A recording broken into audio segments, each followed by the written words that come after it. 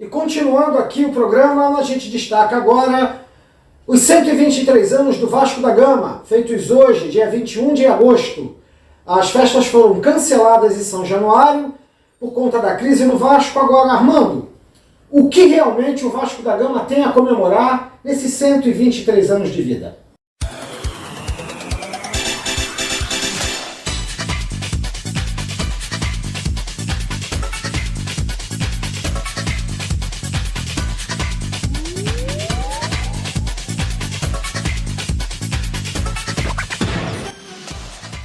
Sejam bem-vindos, internautas! Estamos começando aqui mais um Bola em Rede pela RNB TV.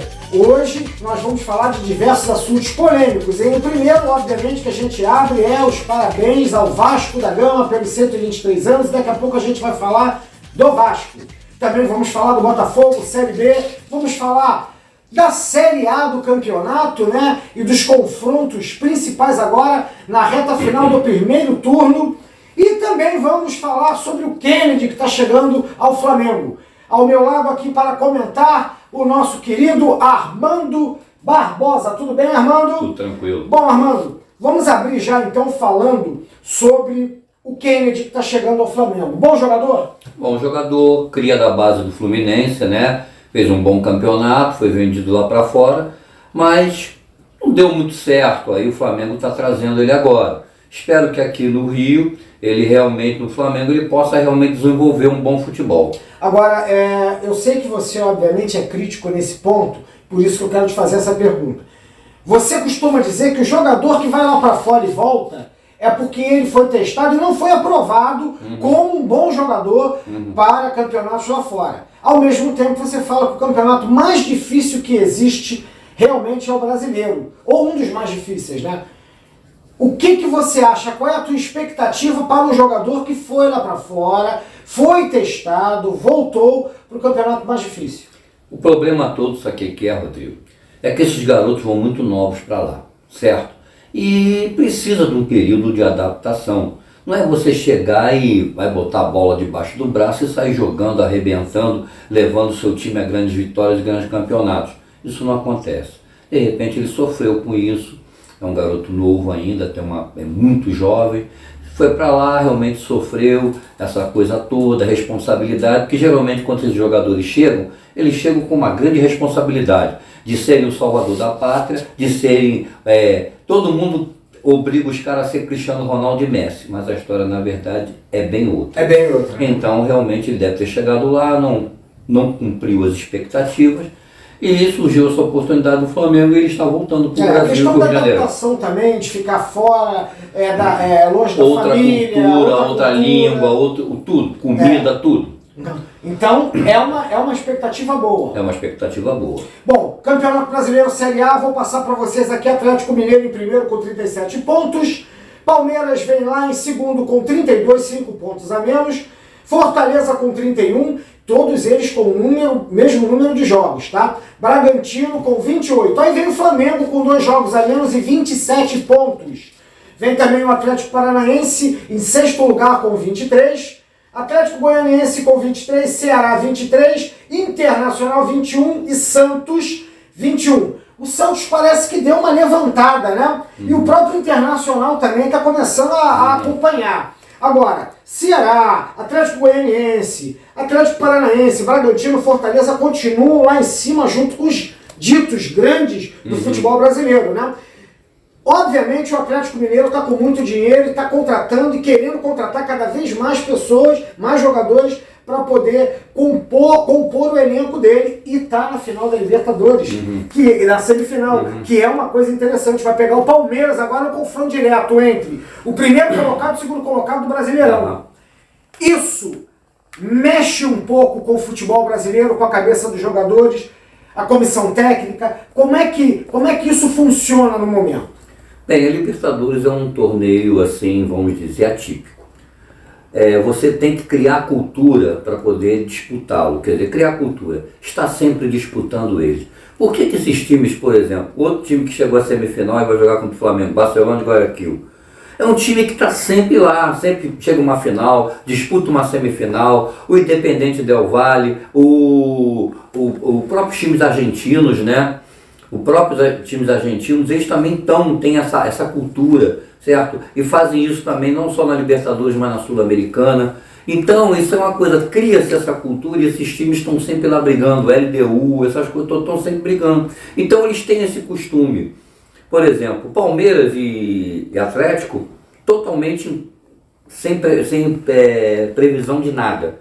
Não sabemos quem vai, tanto um quanto o outro pode passar, certo? Então, vamos ver. Flamengo e Barcelona, olha, Flamengo pode golear, mas também pode ser surpreendido. Esse time do Barcelona é um time chato de se jogar. Nesse momento eu tenho que falar para você uma coisa que eu sempre costumo falar. O time não chegou à toa. O Barcelona de Guayaquil não é um River Plate, não é um, vamos dizer assim, um Boca Juniors, né? Mas ele chegou lá. E chegou numa semifinal entre, você tem 3 times brasileiros e um sul-americano, que é o Barcelona de Guayaquil. Colombiano. Então, a gente tem que entender que, nesse momento, está melhor para os times brasileiros, está melhor para o Brasil, porque você tem 3 opções de ser campeão, entre uma do Brasil não ficar contigo. 75% de possibilidade de ser campeão. Perfeitamente. Agora, tudo pode acontecer. Claro. E nós já vimos isso acontecer ao longo dos anos na própria Libertadores. Isso aí. Certo? Bom, continuando aqui a questão do Campeonato Brasileiro, nós vamos então colocar 11º Corinthians com 21 pontos. Juventude com 19, Bahia com 18, São Paulo 18 pontos. O Fluminense, que foi derrotado pelo Barcelona de Guayaquil na Libertadores, com 17 pontos em 15º colocado do Campeonato Brasileiro. O Fluminense, que foi derrotado pelo Barcelona de Guayaquil, como a gente já falou, né, saiu de uma competição, então obviamente ele pode priorizar mais essa competição. Então, na segunda fase, vamos dizer, do Brasileirão, pode surpreender. Pode. Muito. Pode sim. Perfeitamente. Cuiabá com 17 pontos em 16º, Sport Recife com 15 pontos em 17º. Aí vem América Mineiro com 15 pontos, Grêmio em 19º colocado com 13 e a Chapecoense com 5 pontos. É importante informar que o Grêmio, a gente comentou na semana passada, que não sabe o que está acontecendo, mas obviamente ele não emplacou, né? E o Grêmio tem um time que não é modesto. Não. É um time que obviamente bate de frente e tem condições de bater de frente com muitos times grandes no campeonato. Como é que você vê a atual situação do Grêmio às vésperas do final do primeiro turno do campeonato e você acha que há a possibilidade dele reverter, não obviamente para chegar entre os primeiros, mas para sair da degola? Tem todas as condições. Tem um bom técnico, que é o Filipão, tem um bom time, inclusive está disputando uma vaga na Copa do Brasil, inclusive vai jogar contra o Flamengo, né? Sim. Então, o time tem condições, tem muitas condições. É que realmente tá difícil, parece que o time não deu liga, não tá... Mas o Filipão está conseguindo fazer o time jogar e nos últimos jogos ele tem conseguido bons resultados. Beleza, bom, então nós vamos rodar a tabela do primeiro turno, rodada 17 de 38, Atlético Goianiense e Chapecoense hoje às 17 horas, Grêmio e Bahia às 19 horas, Juventude e Fortaleza às 21, e aí a gente tem na sequência, amanhã, Palmeiras e Cuiabá às 11 horas, aquele horário horrível que a gente não gosta, principalmente agora que o inverno está indo embora e está começando a aquecer mais, né? Ceará e Flamengo às 16 horas, Atlético Paranaense e Corinthians, e Santos e Internacional às 18 horas e 15 minutos. Santos e Internacional, que é um confronto importante até por conta da colocação deles na tabela, né? Pelo menos aquela coisa. Santos Internacional, eles têm uma briga direta, né? Flamengo e Ceará é um jogo encardido, ainda mais porque o jogo é lá, certo? O Ceará no passado arrancou boas vitórias em cima do Flamengo, tanto no primeiro quanto no segundo turno. Manteve-se um time e está tentando ver se consegue se manter naquela faixa, beliscar uma Sul-Americana e, se possível, chegar entre lá os 5, os 6 para poder brigar por uma Libertadores. Bom, Sport Recife e São Paulo, amanhã às 20 horas e 30. América Mineiro e Bragantino às 20 horas e Fluminense e Atlético Mineiro às 20 horas na segunda-feira. Fluminense e Atlético Mineiro. Atlético Mineiro líder, Fluminense 17º colocado, mordido porque perdeu na Libertadores. A reação começa daí? É um jogo difícil, certo? Os dois. Independente de qualquer coisa, o Atlético vai terminar como campeão do primeiro turno. Sem contar que o Roger foi demitido do Fluminense. Isso, aí quem vai assumir é o nosso velho amigo Marcão. Pois é. É o eterno substituto dos técnicos, certo? Então, vamos ver. É um jogo difícil, não tem como fazer prognóstico. Continuando aqui, a gente vai destacar para vocês agora o Vasco da Gama, que faz hoje, no dia 21, 123 anos de vida. Obviamente haveriam comemorações, mas elas foram canceladas em São Januário. Agora, Armando Barbosa, você que é vascaíno, o que o Vasco realmente tem a comemorar a esses 123 anos? Absolutamente nada. Comemorar o quê? O time está no seu quarto rebaixamento, não consegue emplacar um jogo direito na Série B, certo? Está lá em 12º lugar. Poxa, o Lisca admitiu que realmente cometeu erros, cometeu enganos, certo? E não sei, realmente eu não sei. O Lisca tentou uma forma de jogar em que o Vasco propunha o jogo. Só que acabou acontecendo que essa coisa deixou o Vasco fragilizado. O Vasco se tornou um time frágil, não conseguiu ganhar, tomou contra-ataque e perdeu o jogo. Nesse último jogo com Londrina, duas falhas técnicas, do goleiro e do Beck. O time até que não estava jogando mal, mas, sabe, não consegue. Tem jogadores ali que realmente não tem condição de estar jogando no Vasco. Então, o Lisca agora vai mudar, vamos ter um jogo agora com o Operário, início do segundo turno, e vamos ver. O Operário ganhou da gente em casa, 2-0, quer dizer, agora vai jogar na casa dele. O que esperar? Não sei. Esperamos que o Vasco consiga emplacar um bom ritmo de jogo, que o Lisca consiga fazer o time jogar, certo? E vamos ver se a gente consegue se classificar. Não temos sonhos de ser campeão, queremos nos classificar. Lembrando que o Lisca deu a entrevista no final do último jogo, informando que existem muitas coisas a resolver dentro do Vasco da Gama, principalmente a sua zaga. E para o segundo turno do campeonato, que já começou inclusive, né, ele vem com novidades importantes. E eu também, obviamente, assisti, como a maioria dos vascaínos devem ter assistido, o presidente do Vasco, Jorge Salgado, dando entrevista e informando que ele tem realmente na cabeça como certo que precisa contratar jogadores. O problema é que o financeiro não ajuda. E além disso, ainda teve mais um juiz do Tribunal Trabalhista que resolveu penhorar 100 milhões do Vasco da Gama. Isso é um absurdo completo, porque o Vasco da Gama é um clube grande com a terceira maior torcida do país, e ter, obviamente, os seus bens penhorados, 100 milhões penhorados, por causa de uma dívida que, segundo consta, não chega a 20 milhões de reais, que é a dívida trabalhista deles. Isso também é um absurdo completo, entendeu? A justiça no Brasil parece que está completamente fora do ar, tá? Eu acho que a gente precisa voltar, ou a justiça, o judiciário precisa voltar para dentro do colégio para estudar direito de novo, porque isso é um absurdo, absurdo completo. E você vê, por exemplo, o Salgado, o Vasco tinha aquele planejamento lá do negócio do futebol, na época do Campelo, de pagar 2 milhões todo mês. Estava tentando, só que para isso ele não poderia atrasar salário, não poderia atrasar nada. Aconteceu que atrasou e saiu do plano. Aí o juiz aplicou o que eles chamam de rife, né? Aplicou a rife no Vasco, quer dizer, rifou o Vasco. E aconteceu isso. E o Vasco tem esse problema, certo? Que o Vasco está montando um clube empresa. Ele deu entrada agora no dia 9, dia 10, para fazer uma sociedade de futebol, Vasco Sociedade de Futebol, para ver se consegue fugir isso e dentre outras coisas, o Vasco está tentando se tornar um clube empresa, uma SA, né?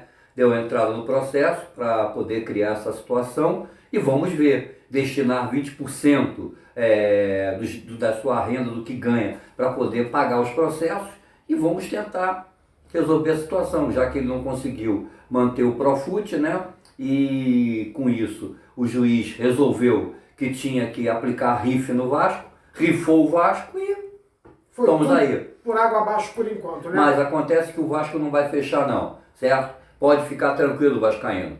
Não caiam nessa conversinha aí que muitos estão fazendo aí, tentando desestabilizar a diretoria do Vasco, desestabilizar a nossa cultura, porque o vascaíno é uma cultura, o Vasco é uma cultura. Então não acredite nesse povo não, tá? Vamos continuar na briga, na luta, e o Vasco vai passar e vai vencer mais essa batalha. Lembrando, são 123 anos de história. Está sendo feito hoje, dia 21 de agosto.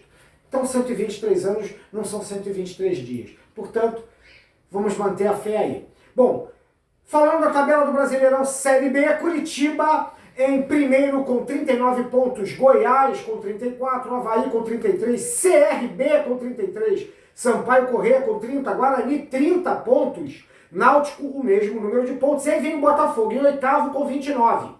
Operário com 29 pega o Vasco da Gama hoje. E o CSA com 28 são os 10 primeiros colocados. O Vasco vem em 11º com 28 pontos também. Tá?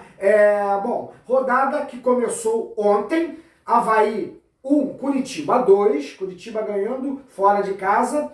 Cruzeiro 1, Confiança 0. Hoje completa a rodada. Vitória e Guarani. Operário e Vasco às 19 horas, Remo e CRB, Botafogo e Vila Nova, Goiás e Sampaio Corrêa. E aí, obviamente, a gente tem Londrina, que ganhou do Vasco no último jogo, né? Jogando em casa contra o Brasil de Pelotas, Ponte Preta e Brusque, completando a rodada. Então, é importante informar que o Campeonato Brasileiro Série A são 2 rodadas a menos. Portanto, nós já temos aí o Vasco da Gama, o Botafogo, a Série B do campeonato já começou o segundo turno do campeonato, né? Bom, alguma explicação a mais sobre o que está acontecendo? Bem, o Cruzeiro saindo da zona do rebaixamento, o Curitiba, que não iniciou bem, terminou como campeão do primeiro turno, o Náutico, que era grande surpresa, teve uma queda vertiginosa, e Vasco e Botafogo continuam naquela mesma batidinha. Não chove nem molha, é a famosa água de salsicha, né? Então vamos ver, vamos esperar o que o segundo turno nos reserva. Segundo turno começando, já é a 20ª rodada. Bom, a gente vai ficando por aqui, mas antes de terminar, eu gostaria muito de informar a vocês que, infelizmente, nós perdemos um grande amigo que tinha as músicas aqui na empresa, na Rede Máximos Brasil, na RMB Mix, essa semana, que foi o Cut DJ.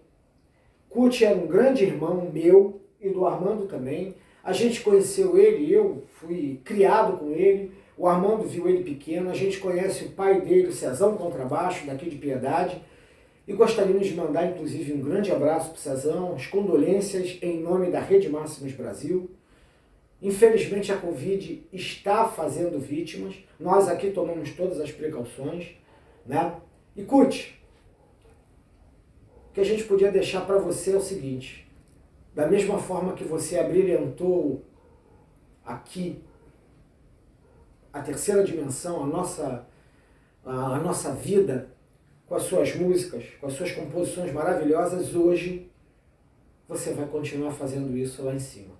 Um grande abraço para vocês, e se você quiser falar alguma coisa, o espaço está aberto. Só dizer uma coisa, vou falar a música dele. Vamos celebrar a vida. Celebrate Life. Vejam nas plataformas digitais, porque realmente ele era demais. Um grande abraço para vocês, fiquem com Deus, e a semana que vem a gente volta com mais um Bola em Rede.